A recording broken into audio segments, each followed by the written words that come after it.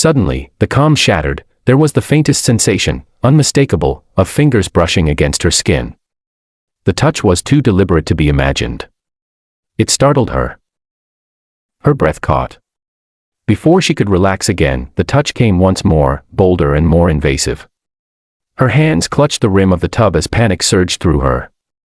Then, she saw something move on the bathroom wall. A shape against the dim light, a shadow, tall and indistinct, standing where no one could be. It wavered, watching, lingering, then it disappeared. Then the figure appeared again, wavering upon the bathroom wall like a memory refusing to fade. Music began to stir within the plaster, soft at first, then swelling until it seemed to breathe through the very tiles, strange, alluring, almost otherworldly. It was as though the wall itself had awakened to recall a melody long forgotten, one woven from echoes and faint chorus. The melody grew richer, its harmonies folding into one another until the small bathroom felt impossibly vast. And in that suspended moment, the figure turned, or seemed to, and for an instant, eyes glimmered where none should be, watching from within the wall's trembling sheen. A wave of dizziness swept over Sewer, blurring the edges of the bathroom until the light itself seemed to sway. The music, if it was truly music, pressed against her skull, filling her with a strange mixture of wonder and terror. Her pulse quickened, the air felt heavy, too heavy to breathe. Then everything tilted, the sound folding into a single, deep hum before the world slipped quietly into darkness. When she awoke, the ceiling above her was unfamiliar, pale in the morning light. Her mother's anxious face hovered close, her voice soft yet trembling. She was told she had been found unconscious on the cold bathroom floor, her skin clammy, her pulse faint. Her mother said she had called out her name again and again before help arrived. At last, she could keep her silence no longer. She finally told her mother about the strange experiences, the wavering figure, the music that seemed to breathe through the walls, the sense of being watched by something unseen.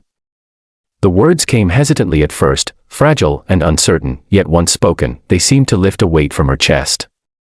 Her mother listened in silence, her hands folded tightly in her lap. The soft lamplight revealed the faint tremor of her fingers, though her face remained calm. When her daughter finished, the room seemed to hold its breath. Her mother's face paled ever so slightly, as if some thought had stirred within her. She said little, only urging rest, whispering that Sewer needed good rest to recover quickly. Yet later that night, long after her daughter had fallen asleep, she sat awake by the dim glow of a lamp, wondering if her daughter was perhaps possessed. Meanwhile, far, far away, yet caught in the same strange web was Ibrahima. It was late afternoon, he found himself drifting into a dream unlike any other. The dream carried an eerie clarity, sharper than waking life.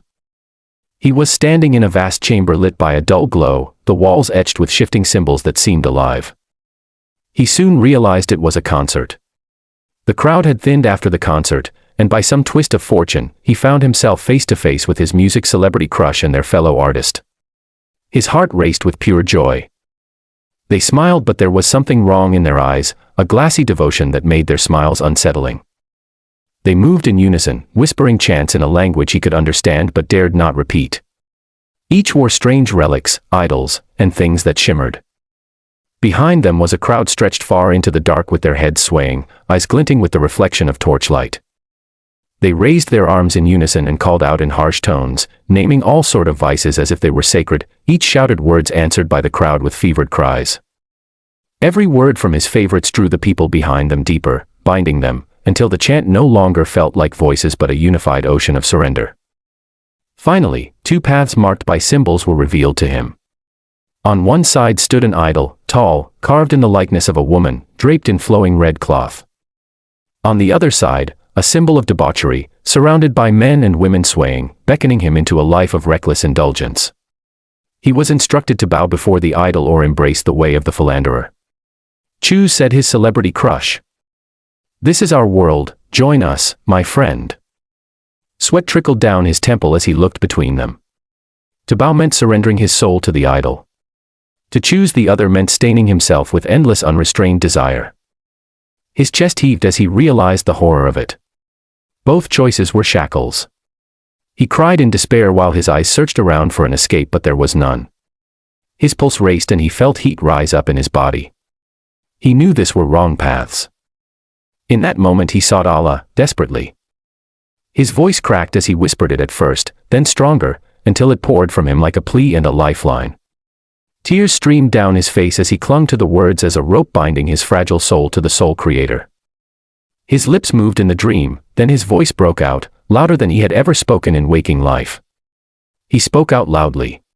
حسبي الله لا إله إلا هو عليه توكلت وهو رب العرش العظيم. The force of his supplications penetrated through his dream to wakefulness.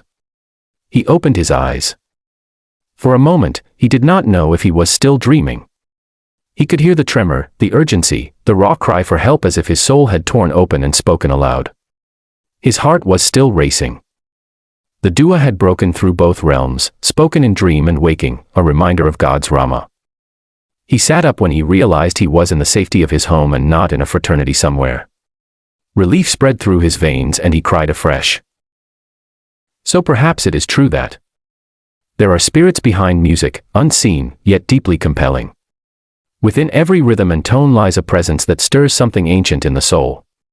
Music is not merely sound, it is a vessel for forces that reach beyond the human mind. These forces move through melody and vibration, wrapping themselves in harmony and silence alike. In music, the invisible becomes audible and finds its voice. Music is not merely made, it possesses and is possessed. It possesses something beyond comprehension that does not belong solely to the hands that play or the voices that sing. It moves through the air like breath from another realm, claiming the hearts of those who listen, bending thought and feeling toward its unseen source. And for a moment, you are not merely hearing, you are inhabited. This experience became a real eye-opener. A wake-up call, an urging to turn back, to hold tighter to the rope of Allah. Ibrahima retraced his steps and sought guidance. The path back was not easy. It was a battle spiritually, emotionally, mentally, and physically.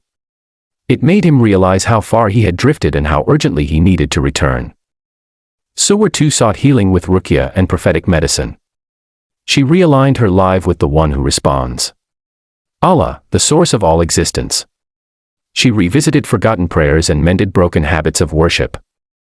Her nights became nights of supplication and reflection. The path back wasn't easy for the both of them. It was filled with challenges. Their nafs resisted. The shayateens ambushed. But with patience and consistency, as the days passed, the spirits that once haunted them began to lose their hold by the grace of Allah. After years of struggle, the chains that once held them were finally broken. The scars of bondage remained as reminders, but instead of pain and fear they carried wisdom, courage, and faith. What was once captivity had become testimony, and their journey ended not in defeat but in freedom and hope. Hope to live rightly in humble submission to God, not as slaves to the devil's deceptions or the restless pull of fleeting desires.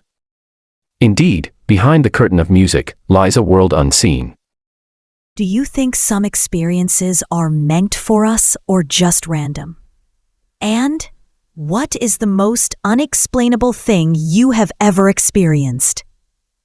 This has been another tale from Echoes of Life Experiences. If you would like to hear more, please like, subscribe, and share. Thanks for staying tuned.